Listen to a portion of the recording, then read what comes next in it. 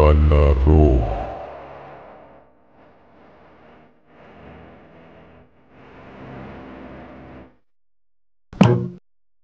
Mama! Mama! Napabalikwas ng bangon si Celine nang marinig ang boses ng anak. John! Anak! Nasaan ka? Patuloy pa rin niyang naririnig ang pagtawag ng anak na si Jana. Kaya agad siyang lumabas ng bahay at binaybay ang daan papuntang ilog. Ngunit bago pa siya makarating doon, ay biglang lumitaw sa harapan niya ang anak niya. Hindi na yun nagsasalita. Tahimik na lumuluha lamang habang nakatitig sa kanya at iniaabot ang mga kamay na tila ba humihingi ng tulong. Huwag kang alis dyan, anak! Andito na si Mama!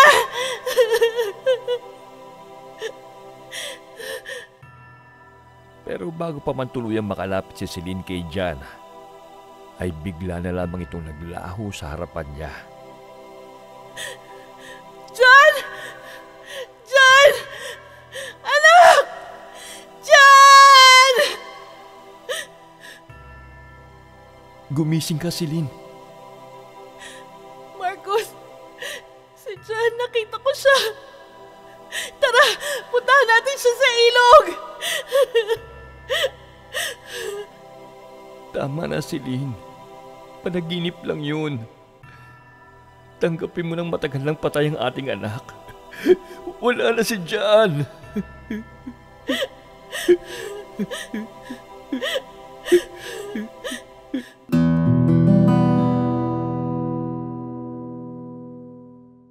Itago niyo na lamang ako sa pangalang Marcos.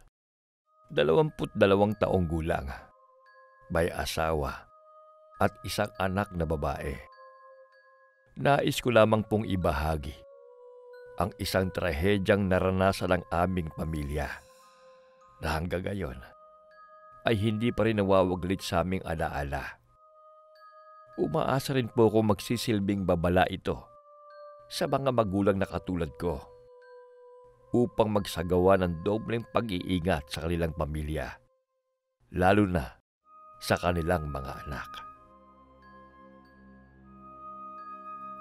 2020, Batangas. Isa po ako sa mahihirap na mamamayan na labis na naapektuhan ng pandemya. Nakikisilong lamang kami noon sa bahay ng aking biyanan, kasama ng aking mag-ina.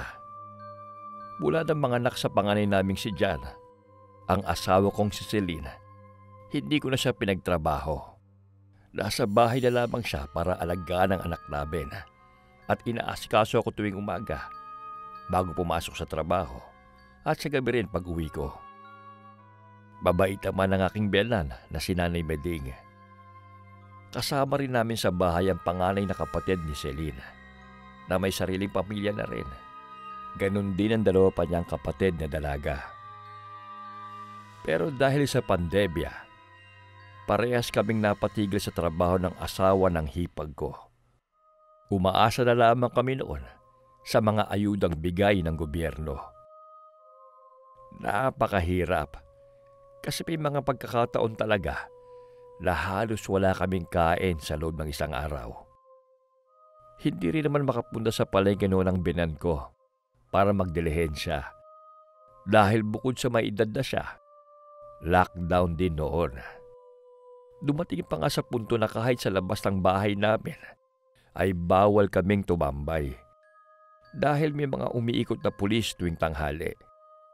Ang lugar kasi namin noon ang may pinakamataas na kaso na may COVID-19.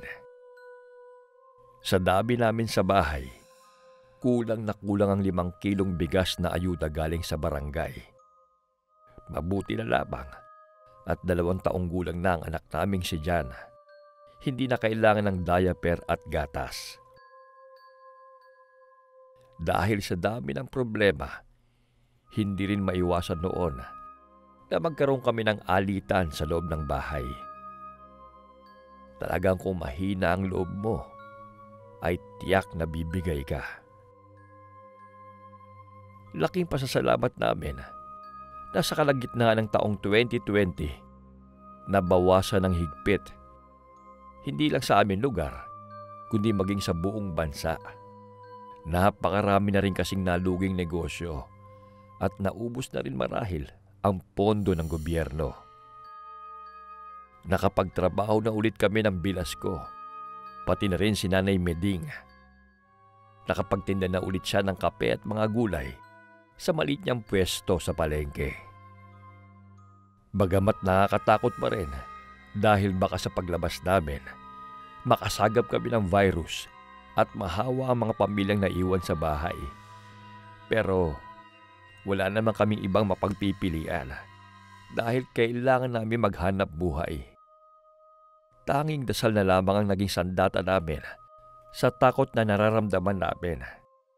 Pinapanalangin namin sa Kanya na sana ay palagi niya kaming gagabayan, iingatan at ilalayo sa sakit, lalo na sa COVID-19. Alam kong katulad ko, may natutunan din ang iba kong kababayan sa panahon ng pandemya. Isa na roon ang pagkakaroon ng oras para sa pamilya, lalo na yung mga magulang na laging abala sa paghahanap buhay. At higit sa lahat, marahil ipinaalala sa atin ng Panginoon sa pamamagitan ng virus na mas mahalaga pa rin ang kalusugan ng bawat isa. At hindi yun kailanman matutumbasan ng kahit anong material na bagay. At siguro, pinapaalala rin niya na sa kabila ng mga hirap at krisis na dinaraanan natin, narito lamang siya sa tabi natin. Naghihintay na lumapit tayo sa Kanya. Habang papalapit ang Pasko, ay muling umusbong ang pag-asa sa puso ng mga Pilipino na sana ay tuluyang mawala na ang virus at bumalik na ang lahat sa normal. Nasasabik na rin kasi ang mga bata na mamasyal at mag-aral. Ang buong akala ko noon ay tuloy-tuloy na ang magagandang pangyayari dahil unti-unti nang bumabalik ang lahat sa dati. Hanggang isang araw, habang nasa trabaho ako, ay nakatanggap ako ng text mula sa asawa kong si Selena. Nawawala raw ang anak naming si Jana. Sobra akong nag-alala dahil hindi naman ugali ng anak namin na lumabas ng bahay ng matagal. Ang sabi ni Selena, halos 2 oras na silang naghahanap pero hindi pa rin nila makita ang aming anak. Iba rin yung kabog ng dibdib ko ng mga oras na yon. Pero gustuhin ko mang umuwi ay hindi pwede dahil hindi pa rin tapos ang aming trabaho. Pauwi na ako at nakasakay sa jeep at kausap ko pa rin si Celine. Hindi na text kundi video call. Awang-awa ko sa nakita kong itsura niya. Magulo ang buhok at namamagana ang mata dahil sa kaiiyak. Bago magtanghalian daw nang napansin nilang nawawala si Jana at 5:30 na ay hindi pa rin nila nakikita. Naikot na rin daw nila halos lahat ng mga bahay na pwedeng puntahan ng aming anak. Diyos ko, huwag niyo po sanang hayaang may mangyaring masama sa anak ko. Nang tumigil ang jeep sa tapat ng palengke, ay halos tumalon ako pababa. Agad na akong tumawag ng tricycle at hindi na ako naghintay ng mga kasabay. Sinabihan ko ang driver na umalis na dahil may emergency sa bahay. Pagpasok ko pa lamang sa eskinita papunta sa aming bahay, dinig ko na ang kaguluhan, sigawan at iyakan. Tila ba may mga nagtatalo? Kaya lalo kong binilisan ang lakad. Celine! Nang marinig ng asawa kong boses ko, ay napatigil siya sa pakikipagsigawan sa pamilya niya. Patakbo siyang lumapit sa akin at sinugod ako ng yakap. Marcos!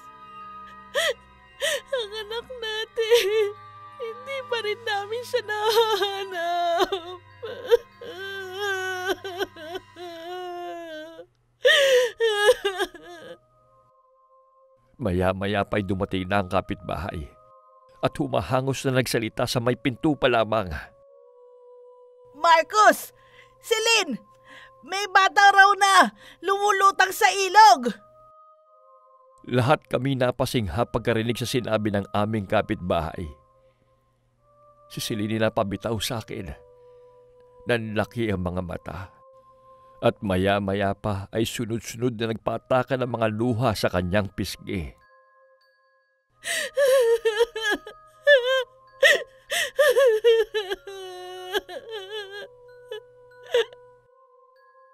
Ako naman ay parang sinasakal ng mga oras na yon at hirap huminga. Pero pilit ko pa rin pinakakalma ang aking asawa. Hindi si John yun, Celine. Hindi yun ang ating anak. Pero tara, tingnan natin kung sino yung batang yun. Mabibigat ang mga paang inakay ko ang aking asawa papunta sa ilog. Kasunod naman si Nanay Biding at ang mga kapatid na dalaga ni Celine. Pati na rin ang iba pang mga kamag-anak at kapitbahay.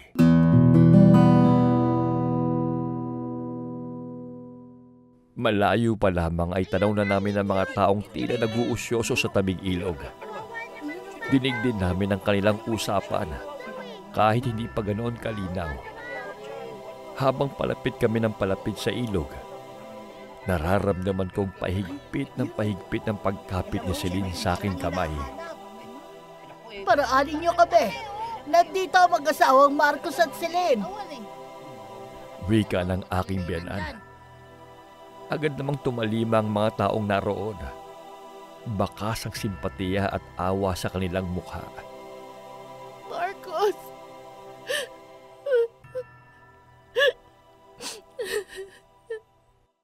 Parang tumigil bigla sa pagtibok ang puso ko nang matanaw ko ang dalawang mangingisda na may buhat na bata habang umaahon sa ilog. Hindi ako maaari magkamali. Kilalang-kilala ko ang suot na puting sando ng bata dahil ako ang bumili noon. Jan, anak ko. Marcos, ang anak natin.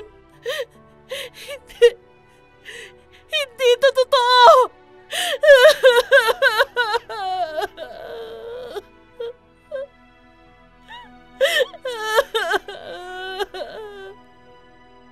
Hindi na napigilan mag-hysterical ang asawa ko. Ako naman ay patakbong sinalubong ang mangingisdang may buhat-buhat sa aming anak. Dahan-dahan ko siya kinuha mula sa kanilang pagkakakarga at niyakap ko ang basang-basa at wala ng buhay na katawan ni Jan habang umiiyak.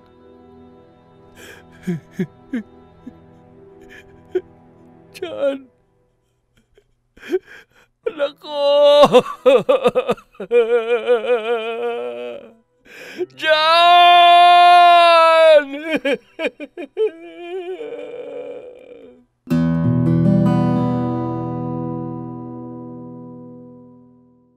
Halos isang linggo na mula nang lumipat sina Aling Eva at anak niyang si Alvin sa katabing kwarto na dating inuupahan ng ate ni Selena. Dahil may trabaho si Alvin tuwing gabi, mag-isa lang sa bahay ang nanay nito. Hindi naman matatakutin si Aling Eva. Pero isang gabi, habang naghahanda na siya sa pagtulog, narinig niya ang malakas na tunog ng TV sa kabilang kwarto. Alam niyang may naiwan pang gamit roon ng anak ni Selena. Pero hindi na doon nakatira ang pamilya nito. Sino kaya nagbubukas ng TV? Sigurado naman akong walang nakatira sa kabila. Kaagad nakaramdam ng lamig si Aling Eva. Lalo na nang marinig niyang palipat-lipat ang channel ng TV sa kabila. Maya-maya pa Tumigil ito sa isang channel na cartoon sa palabas. Noon din ay nagka-ideya siya na bata ang nanonood ng TV. Lalo na at nakarinig din siya ng halakhak ng isang batang lalaki na tila ba labis na nasisiyahan sa pinapanood nito. Ngunit ganoon na lamang ang paggapang ng kilabot sa katawan ni Aling Emma nang ang masayang halakhak ng bata sa kabilang kwarto ay napalitan ng panaghoy. Panaghoy na parang nagmumula sa ilalim ng lupa.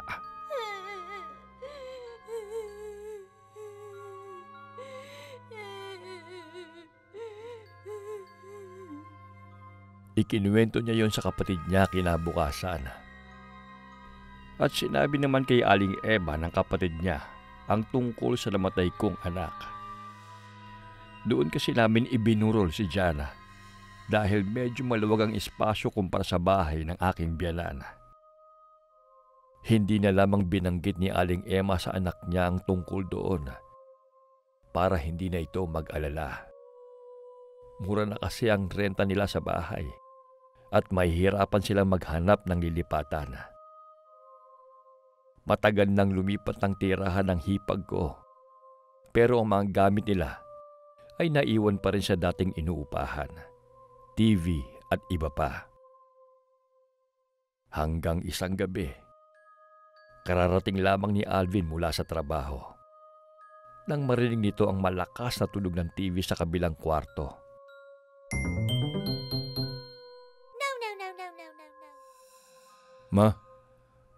May nakatira na ba sa kabila? Isang marahang iling lamang ang isinagot ni Aling Emma. Sa anak niyang noon ay takang-taka. Bakit bukas ang TV at ang lakas-lakas pa? Paano ako makakatulog kung ganyang kaingay? Pagod na pagod pa naman ako ngayon. Noon napilitan si Aling Emma na ipagtapat na kay Alvin ang lahat. Pagkatapos ay pinayuhan ni Alvin ang nanay niya na sabihin sa amin ang pagpaparamdam sa kanila ni Jana. Hindi pa raw umaalis ang espiritu ng aming anak dahil hindi niya pa nakakamit ang hustisya sa kanyang hindi maipaliwanag na pagkamatay. Patapos akong kausapin ni Aling Emma, may nabuong plano sa isip ko.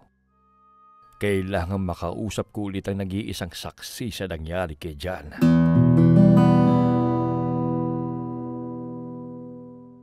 Naghintay muna ako ng gabi bago pumunta sa bahay ni Limuel, ang witness sa pagkamatay ng aming anak. Matagal siyang nanahimik dahil hindi niya rin gustong madamay sa gulo. Natakot siya sa kriminal na walang awang pumatay sa inosente naming anak na si Jana. Ngunit talagang marunong ang Diyos. Sa wakas hinipo niya ang puso ni Limuel at handa na itong ipagtapat sa amin ng lahat. Handa na niyang ituro kung sino ang may kagagawa ng kalunos-lunos na sinapit ng anak namin. Sinabihan ko muna si Limuel na huwag mag-alala dahil sigurado kung walang nakakita sa akin nang magpunta ko sa kanila. Isinara rin ng maigi ng nanay niya ang pinto ng bahay nila. Pagkatapos ay iniabot nito kay Limuel ang notebook at isang ballpen. Tila nag-isip muna ito. Pilit inalala mga pangyayari bago nagsimulang gumuhit upang magkaintindihan kami. Dahil si Limuel ay isang pipi. Ayon sa mga ginuhit niya, masayang naglalaro si John sa labas ng bahay ng aking biyanana nang lapitan nito ng isang bata, si Buknoy. Si Buknoy ay madalas kalaro ng aking anak. Matanda ito ng 2 taon kay John. Baya-maya pa, magkahawak kamay na naglakad sina Buknoy at John papunta sa isang bahay malapit sa ilog. Nagkataong naroon si Limuel ng mga oras na yon dahil bumibili siya ng bawal na gamot kay Ronald, ang pinakatalamak na pusher sa aming lugar. Ayon pa kay Limuel, ang target talaga ay ang pamangkin ng asawa ko, si Biko, anak ng kuya ni Selena na isa ring drug user. Nagkaroon daw ng hindi pagkakaunawaan sa pagitan ito at ni Ronald. Napagkamalan lamang ang anak naming si Jan dahil lunod na lunod sa drug si Ronald na mga oras na yon. Halos madurog ang puso ko sa mga sumunod na iginuhit ni Limuel. Ang anak ko habang walang awang sinasakal ni Ronald. Anong laban ng napakabata ko pang anak sa katulad niyang nasa 40 na ang edad at malaki ang pangangatawan. Maliban kay Limuel, may dalawa pa silang kasama. Pero pawang nakatingin lamang sa ginagawang kademonyohan ni Ronald. Sa kaawa-awa kong anak. Halos mapunit ang notebook sa higpit ng pagkakahawak ko. Habang inilalagay ko ang sarili ko sa sitwasyon ng aking anak. Walang magawa kundi pumatak ang mga luha at nagkikikisay habang mahigpit na sakal-sakal ng demonyong si Ronald. At hindi pa siya nakontento. Inilublob niya ng paulit-ulit ang anak ko sa timbang puno ng tubig. Kahit anong iyak at pagmamakaawa ni Jana, walang nakarinig. Walang pumansin. Walang nagtangkang tumulong. Ang sabi ni Limuel habang umiiyak sa pamamagitan ng senyas, gustong-gusto raw niyang tulungan ang aking anak. Pero pinagbantaan daw siya ni Ronald na kung hindi ititikom ang bibig, siya ang susunod itong papatayin. Kaya wala na siyang nagawa kundi panoorin si Ronald nang ipasok nito ang anak ko sa loob ng timba at pagkatapos mahigpit yung tinakpan. Hayop ka, Ronald! Hayop ka! Napakademonyo mo! Bakit ang anak kong walang kamuwang-muwang? Siya pa ang pinagtripan mo! Galit na galit ako at hindi na napigilang sumigaw dahil sa labis ng sama na loob. Naninikip ang dibdib ko ng mga oras na yon. Awang-awa ako sa aking anak. Wala man lamang akong nagawa para tulungan siya. Hindi ko man lamang siya nailigtas. Kawawa ang sinapit niya. Kaya pala may mga marka sa leeg niya ay dahil sa matinding pagkakasakal ng hayop na si Ronald. Tatay rin siya. Paano niyo nagawa yun sa anak ko? At kasabwat pa talaga ang anak niyang si Buknoy. Magbabayad ka, Ronald. Magbabayad ka sa hayupang ginawa mo sa anak ko!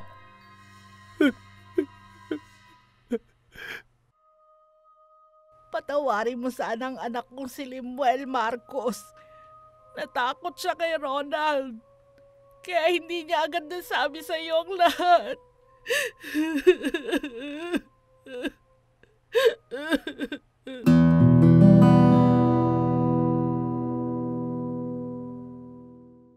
Kagaya ng inaasahan ko, pumalahaw ng iyak si Selena nang ipagtapat ko sa kanya ang mga nalaman ko mula kay Limuel.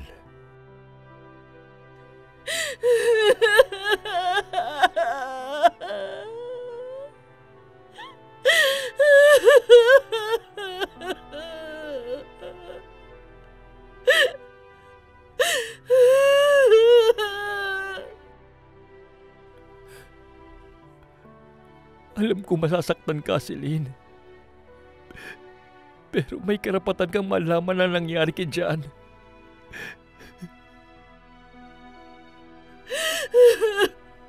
Kawawa naman ang anak natin, Marcos. Napakatindi ng hirap na dinanas niya sa kamay ni Ronald. Sana ako na lang, Marcos. Ako na lang sana at hindi ng anak natin. John! Anak!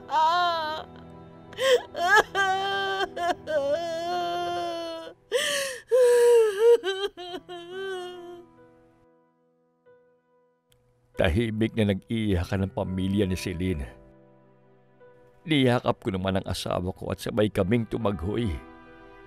Dahil sa kalunos-lunos sa dinanas ng aming kaisa-isang anak. Halos hindi makakain si Celine ng mga sumunod na araw.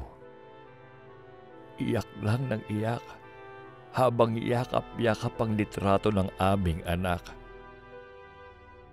Kahit paano, ay nagpapasalamat ako na sa kabila ng pandemya, nabigyan pa rin namin ng maayos na libing si Jana. Sobrang sakit para sa amin. Lalo at una namin siyang anak ni Selena. Unang bunga ng aming pagmamahalan. Marahil ay may dahilan ng Diyos. Lahat naman daw nang nawawala, may dumarating na kapalit. Nakakalungkot lang dahil wala kaming sapat na pera para paimbestigahan ang kaso ng aming anak. Inalalayan at ilagaan ko na lamang ang asawa ko para makarecover. Nauunawaan ko naman siya kung mas nahihirapan at tatagalan siyang makalimot. Isa siyang ina, kaya mas higit ang pangungulila niya sa anak namin. Hanggang isang araw, pinakinggan din ng Diyos ang dasal namin. Nahuli si Ronald nang ma-raid ang inuupahan nilang bahay. Nakulong siya sa ikalawang pagkakataon. Hindi man siya nakulong sa ginawa niya sa aming anak. Kahit papaano, ay nagkaroon na rin ng hustisya ang pagkamatay ni Jana. At hindi pa rin natapos ang pagpapala ng Diyos. Muling nabuntis ang asawa ko at nagsilang ng isang malusog na batang babae. Sa ngayon ay masigla na ulit si Celine at libang na libang sa pag-aalaga sa aming pangalawang supling. Alam kong binabantayan siya palagi ng kanyang kuya Jana. Nadadalaw na rin namin ang puntod niya dahil hindi na gaanong mahigpit ngayon katulad noong nakaraang taon. At dahil natuto na kami sa nangyari sa aming panganay, mas naging maingat na kami ngayon. At hindi na namin hahayaang maulit kay Bunso ang nangyari kay Jana. Ang Diyos na ang gumawa ng daan upang pagbayaran ni Ronald ang kanyang mga kasalanan. Napanaginipan muli ni Celine si Jana, ngunit hindi nakagaya ng mga nauna niyang panaginip. Maaliwalas na raw ang mukha ng aming anak at kumaway sa kanya bago tuluyang nawala kasama ng liwanag. Mga awit, Kapitulo 127, versikulo 3. Narito, ang mga anak ay mana na mula sa Panginoon at ang bunga ng bahay bata ay kanyang gantimpala. Mateo Kapitulo 5, versikulo 4. Mapalad ang mga nagdadalamhati sapagkat aaliwin sila ng Diyos. Alright. Shout out kay Crystal May Belien. Crystal, thank you. Kay Jonathan Relon. Thank you, Jonathan. At kay Mark Trinidad. Mark, maraming salamat sa iyo. Maraming salamat po sa inyong lahat and God bless po.